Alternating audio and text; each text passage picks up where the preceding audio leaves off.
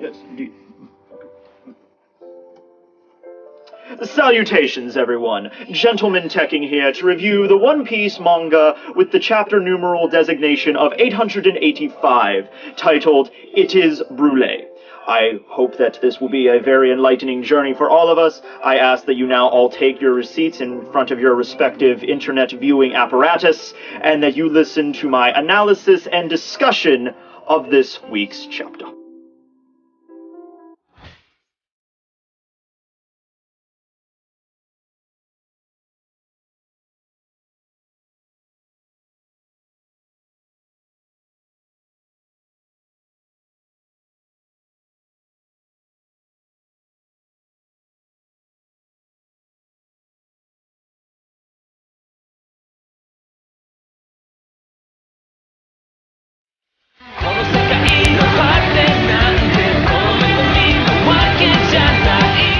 Now, before we continue our adventure with the Straw Hats this week, let us take a gander at this cover page. As you recall, Ideo and Bluegilly were traveling across the high seas with Abdul and Jeet when they discovered two warring factions of the Long Arm and the Long Leg tribe. They don't get along very well. In fact, they were having a good old-fashioned slobber knocker at sea. However, Ideo and Bluegilly managed to calm their captains down the best way they know how to, by beating them over the head, tying them up, and then forcing their respective crews to rebuild a new ship out of the two previously damaged ones, so that both the Long Arm and the Long Leg tribe can work together in a show of companionship and solidarity. And then they will get on this new ship, which will undoubtedly be the finest vessel that's ever sailed the 7 or 6 seas, or how many seas there are in the world, and then they will sail off into the sunset, knowing that their tribes are actually not all that different.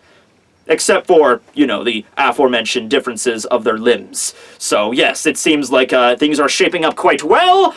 So we continue this week's chapter with Luffy fighting Katakuri, and Luffy is just getting the ever-loving shit kicked out of him, ladies and gentlemen. He's in Gear 4th, but it's not doing anything. Katakuri's whipping out the donuts, smacking him to and fro. The rubber boy really has no chance here. Nothing that Luffy can do can even damage Katakuri. Katakuri, of course, states that, you know, you have my weakness, but I won't slip up again. As long as I retain this calm-leveled demeanor, you will simply not be able to harm me. Luffy asserts that he will undoubtedly slip up again. However, Katakuri mentions, yes, good show there. Of course I will at some point, but unfortunately your power will end before I have that opportunity to lose my grip on my composure. Of course, referring to the time limit of Gear 4th that we was aforementionedly stated during his fight with Doflamingo. Oh, Luffy, you must really start taking a cue from this gentleman and wear a pocket watch, especially when you only have an ability that lasts 10 minutes, after which you will be rendered completely helpless, you rubber dunderhead!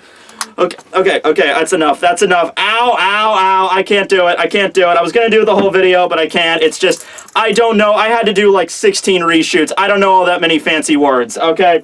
Well, yeah, Luffy lost track of how much time passed while he was in Gear 4. If you think that would be something that he would really need to start getting a lockdown on, considering the fact that after Gear 4th deflates, because that's basically what it is, he basically turns into a deflated balloon, he can't really use hockey at all for 10 minutes, which in a combat situation, not a very good thing that happens there. Although, it does seem Luffy has improved a little bit since the last time this happened with Doflamingo, because, sure enough, Katakuri reminds him, if it wasn't for that, Luffy might have had a really more embarrassing situation where he was, you know, trying to launch an attack and then just deflates mid-attack, and then Katakuri could just, like, stab him with Mole, and then the fight could be over. But thanks to Katakuri reminding him, Luffy manages to, you know, spin around really quick and kind of speed away as fast as he could, before his body does indeed deflate. However, this time, he seems to still be able to run fairly well. Remember back during Dressrosa when he deflated, he wasn't even really able to move at all. He was just kind of wobbly, like,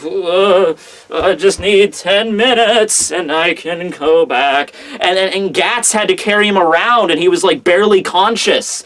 You know, he could still kind of like look around and speak, but he was really in no situation. Now here, it seems like he's got better control. He's able to run like a freaking marathon right after deflating. Can't use hockey, but at least he's still able to move around and actually, you know, defend himself. So, you know, Luffy is getting better, but that 10-minute time limit with no hockey, that's kind of a big issue, right? Right, so even though Katakuri is aware of this weakness, he states, I'm not going to just let you, I'm not nice enough to let you recover your haki, so I'm going to attack you. So he tries to attack Luffy again. Luffy's running away like, oh, crap, I need to get out of here. He turns a corner and then just sees Brulee just leaning up against a wall, just not really doing anything.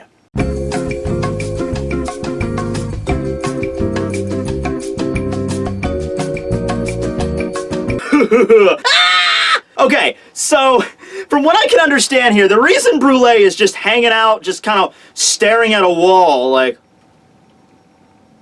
Apparently, she was observing Nuts Island, because she's right next to the... We're going to see in a second, she's right next to the mirror that leads to Nuts Island, or a mirror that leads to Nuts Island. And I guess she was observing that place, but then Big Mom showed up and started going all kaiju, like...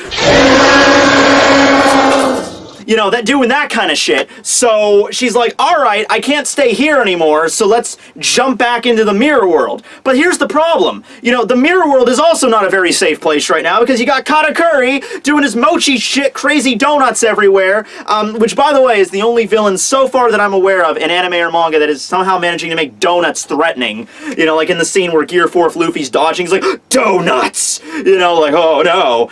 But then you have Luffy doing Gear 4, so you jump back into the mirror world, and if you're Brulee, you're seeing all this crazy nonsense going on, like, oh shit, this place isn't safe either. You know what you do in that situation? If I had the ability of the Mirror Fruit, which was actually my custom Devil Fruit, that was the Devil Fruit I came up with, like, back in high school, long before Brulee was ever introduced, and then finally, Oda introduces the Mirror Fruit in the story, and I'm like, oh, cool, that's the thing I came up with all those years ago, that's cool, it's finally being used in the story, but it's not being used by anyone relevant, or anybody even really clever. It's used by the freaking Wicked Witch of the West, like, thrice removed step cousin, somebody that doesn't even matter, really.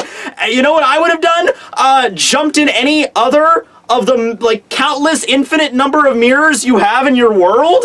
Like, if Nuts Island is in danger, I'm like, oh shit, I'm getting away from that. Jump back in the mirror world. Oh shit, this place isn't safe either. Okay, I'll jump into this random mirror from this random island that I know is safe, and I can still observe everything because I have the power of the Mirror Fruit.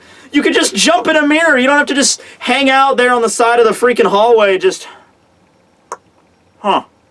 Hearing freaking Katakuri and Luffy fighting in the distance, like, maybe I should move. But anyway, it's because of this that Luffy sees her and immediately jumps on her, and then they crash through the mirror. Katakuri even says the same thing I just did. She's like, that idiot, what was she even doing sitting there?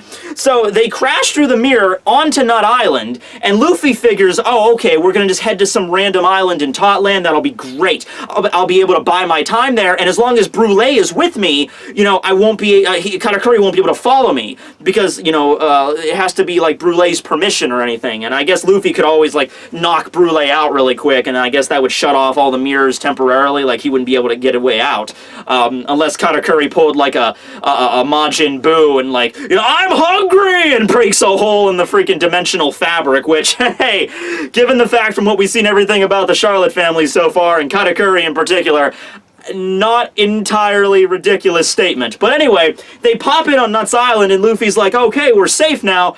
And then they look up, and they see the giant nut palace being destroyed by Big Mom. And so, Amande's there, who is the Minister of Nuts. So she's like, Mother, this is my island! She's the member of the Snake Neck tribe that we saw, inappropriately touching and fondling Nami's breasts in the last episode of One Piece. Oh my god, I still can't believe they managed to air. That's incredible. Look how big they're like perfectly shaped melon. Okay, that's enough of that. That's enough of that. And by the way, I've heard her name is not pronounced Amande, but I like saying Amande, so it's a cool name. I'm going to keep saying it. Alright, so, anyway, all the people on Nut Island are running around, which they all wear interesting nut hats. This is a interesting culture to live on Nut Island. Would you like to live on Nut Island? I would like to live on Nut Island. Free peanut butter. I mean, peanut butter is awesome, man. Probably a shop that sells nothing but Reese Pieces. I can get behind Nut Island.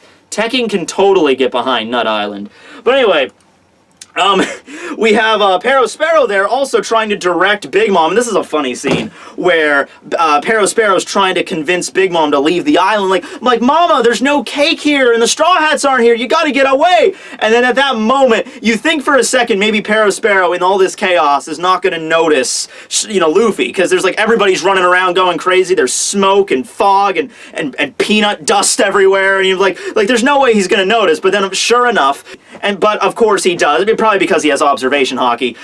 Sparrow looks down and sees Brulee and Luffy, and he's like, "Oh, right there! There's Straw Hat Luffy! Attack him, Mama!" And then Big Mom sees it, and she starts charging toward Luffy, and they're like, "Ah, crap!" And so they just throw the entire half of the peanut chateau or whatever it was called on top of them. Luffy grabs freaking Brulee and just starts hoofing it out of there. And Sparrow's in the background like, "Unhand my sister! Candy wall!" And so he throws up a wall. Luffy still can't use hockeys, but he could still use Gear 3rd. That's something that I don't think, already, we're way above, where we were at in Dressrosa. He couldn't even move, let alone use Gear 3. Here he is using Gear 3rd, no problem. So, yeah, I mean, he's definitely getting stronger, but it's no hockey, so it can't really penetrate the candy wall all that much. It doesn't really do that much damage. We have Amande showing up then using Slow Waltz, that move where she very slowly cuts all of the opposition in front of her to pieces, which does manage to cut apart the candy wall, but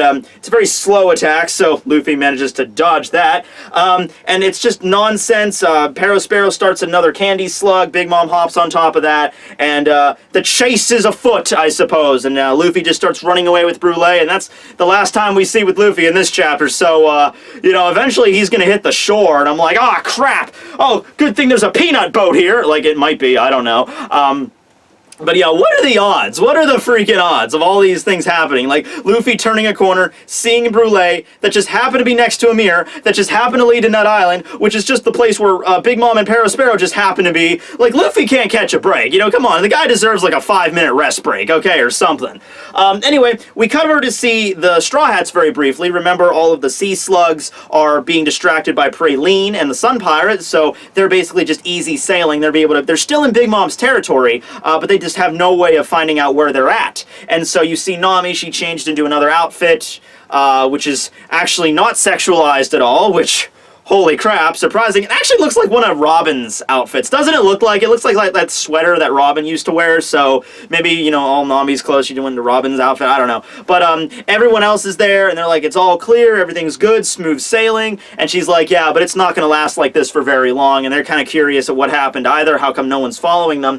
But anyway, we cut back over to the massive fleet, all the tart ships, all these giant, the giant battleships that we saw during Dressrosa, like the one that was like the ship that actually could speak, like, "I'm a ship, I'm a ship, I'm a ship, ship, ship." They're all there, mobilizing. All of the highest ranking members are there. We see Daifuku, we see the first daughter, Kampote, I think was her name. We see Smoothie there, and I think we possibly also see Cracker.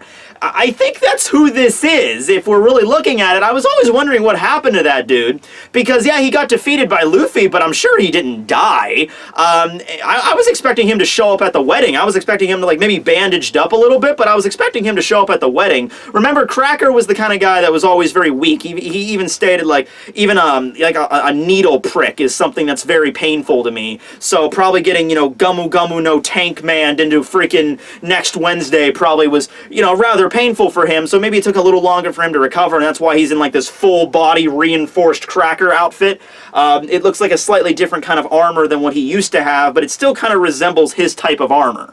So, and considering we're putting him right next to Daifuku and Capote and Smoothie and everybody, these are the strongest members of the Charlotte family, I'm gonna just assume this is probably Cracker, just in a different suit of armor. But anyway, yeah, they're mobilizing, all getting ready, even though that their tactics are kind of hampered at the moment because all their sea slugs are inactive. They know to go after the Straw Hats, they know to go after the Fire Tank Pirates, and they know to go after the Sun Pirates. So if I was smart, I would just kind of mobilize around the borders of Totland and just be like, all right, well, we don't know exactly where they are, but we have the resources and we have the ships, so let's just go to the outlying islands and just make a ring.